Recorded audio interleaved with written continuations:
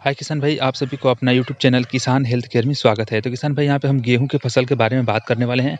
और यहाँ पे जो गेहूं का फसल लगाया गया है, यहाँ पे मैं दिखा सकता हूँ कि ये फसल जो है गभोट अवस्था में है। और आप गेहूं के खेती किए हुए हैं, यानी गेहूं की फसल लगाए हुए हैं, तो ये वीडियो आप लोगों के लिए लाभदायक होगा।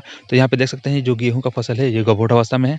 यानी देखिए यहाँ पे कुछ बालियाँ निकल गई हैं और कुछ बालियाँ निकलने वाली हैं। ये देखिए यहाँ पे कुछ बालियाँ डंठल के अंदर है, कुछ बाहर निकली हुई हैं। और यहाँ पे बालियाँ अभी निकली नहीं है, निकलने की कंडीशन पे है। और यहाँ पे देख सकते हैं कुछ बालियाँ अब निकलने वाली है। तो यहाँ पे हम बात करेंगे कि आपका फसल जो गभोट अवस्था में है, तो फसल को पोषक तत्व की ज़रूरत होती है।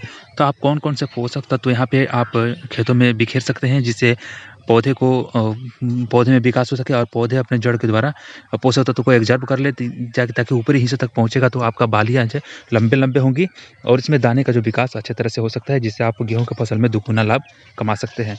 तो किसान भाई, इस चैनल पर पहली बार वीडियो देख रहे हैं तो चैनल को सब्सक्राइब कर लीजिए, बेल आइकन को प्रेस कर दीजिए, ताकि जब भी हम किसानी संबंधित कोई भी वीडियो अपलोड करेंगे तो आपको सबसे पहले मिलेगा। तो किसान भाई, अगर मैं इस अवस्था में आपका फसल है, तो आपको बोरान और बोरान आपका इसमें यूरिया के साथ मिलाकर छिड़काव कर सकते हैं। जिंक भी ले सकते हैं और आपको 05234 का भी इसका छिड़काव कर सकते हैं। ये पोषक तत्व आप इस कंडीशन में आपका पौधा है, गेहूँ का जो फसल लगा हुआ है गभोट अवस्था में है, यानी कुछ बालियाँ निकली हैं, कुछ बालियाँ निकलने वाली हैं।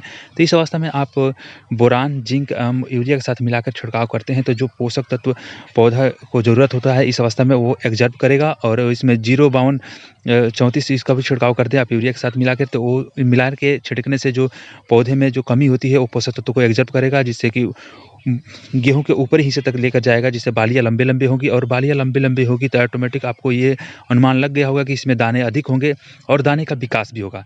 तो इस बात को आप विशेष ध्यान दें, ताकि आप जब आपकी फसल इस अवस्था में हो तो आपको पोषक तो ये तो पता होना चाहिए कि आपके जो फसल है उसको पोषक तत्व की ज़रूरत होगी। तो इस अवस्था में आपको छिड़काव कर सकते हैं बोरान, जिंक और 05234 का छिड़काव कर सकते हैं यूरिया के साथ मिलाकर।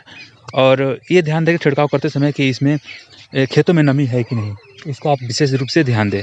खेतों में नमी है तभी इस खाद का आप प्रयोग करें। खेतों में नमी नहीं है तो आप ये दवा का छिड़काव ना करें, क्योंकि जब नमी नहीं होगी तो जो फसल आपके जो गेहूँ का फसल है, जो पौधा है, उसके जड़ें जो है अवशोषित नहीं कर पाएँगी। और जब खेतों में नमी रहती है, मिट्टी में नमी रहती है, तो आप जो भी पोषक तत्व का छिड़काव करते हैं तो पौधा अपने जड़ के द्वारा अवशोषित एब्ज़ॉर्ब कर के और पौधे के ऊपरी हिस्से तक पहुँचाता है, जिससे आपकी बालियाँ जो है लंबी-लंबी होंगी और पौधे में विकास भी होगा। तो किसान भाई, इस बात को बिल्कुल गाँठ बाँध के रख ले, दिमाग में बैठा ले, ताकि जब भी हमारे खेतों में नमी हो तभी छिड़काव करें। अगर में आपके खेतों में नमी नहीं है तो जो मैंने दवा बताया यहाँ पे बोरान, जिंक और यूरिया और 05234 इसका छिड़काव करके एक हल्की सिंचाई कर दें। या सिंचाई किए हुए हैं तो आप 2-3 दिन बाद इसका छिड़काव कर सकते हैं। सिंचाई करते समय मैं अब किसान भाइयों से एक सलाह दूँगा कि अगर मैं इस अवस्था में आपका पौधा जो है, देखिए जो बालियाँ अधिक मात्रा में निकल गई हैं, तो इस अवस्था में आपको सिंचाई नहीं करना है।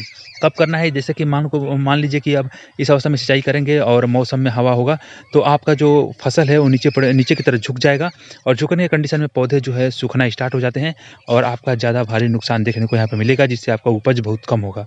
और इसमें जो बालियाँ हैं, जो दने लगते हैं, वो दने का विकास नहीं होता है। जो गेहूँ के दाने होते हैं वो पतले-पतले से होते हैं। आप देखे होंगे कि जो गेहूँ का फसल है वो नीचे की तरफ झुक जाते हैं, तो उसमें जो बालियाँ के दाने होते हैं वो पतले-पतले से होते हैं, जिससे आपका उपज बहुत कम होता है। तो किसान भाई, इस बात को ध्यान दें बिल्कुल कि जब आपके खेतों में जो गेहूँ की फसल लगाए हुए हैं तो उसमें जो बालियाँ निकल गई हैं, तो इस अवस्था में आपका जो मौसम में हवा हो तो आप सिंचाई ना करें। मौसम में हवा नहीं है तो आप आसानी से इसका सिंचाई कर सकते हैं। और सिंचाई करते समय ये भी ध्यान दें कि ज़्यादा खेतों में पानी का इकट्ठा ना होने दें। ज़्यादा पानी इकट्ठा होगा तो इस अवस्था में जो पौधे हैं झुक जाते हैं, जो मिट्टी जो हल्की हो जाती है और पौधे के ऊपरी सिरा जो बालियाँ निकलने की वजह से भारीपन हो जाता है, जिसकी वजह से पौधे के जो बाल निकले हुए हैं तो उसमें बाल के दन्ने का विकास होता है। तो इस अवस्था में पौधे झुकने लगते हैं और झुकने की वजह से पौधे सूखने लगते हैं। तो ये आपको ध्यान रखना चाहिए कि जब भी आप बोरान, जिंक, यूरिया और 05234 का छिड़काव कर रहे हैं तो खेतों में नमी होना चाहिए। खेतों में नमी नहीं है तो इसको पहले से ही बिखेर के, और मौसम में हवा नहीं है तो आप हल्की-हल्की सिंचाई कर सकते हैं। अगर में आपके खेतों में नमी नहीं है तो आप इस रासायनिक खाद का प्रयोग ना करें।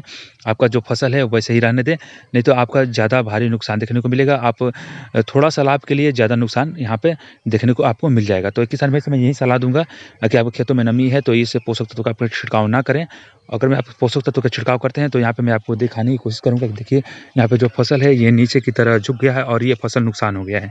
जो भी किसान भाई हैं ऐसे कंडीशन में आपको ये जो बालियाँ निकली हुई हैं इसमें जुताने का विकास नहीं होगा। तो इस ये भी आप बिल्कुल ध्यान रखें कि इस अवस्था में आप बिल्कुल सिंचाई ना करें।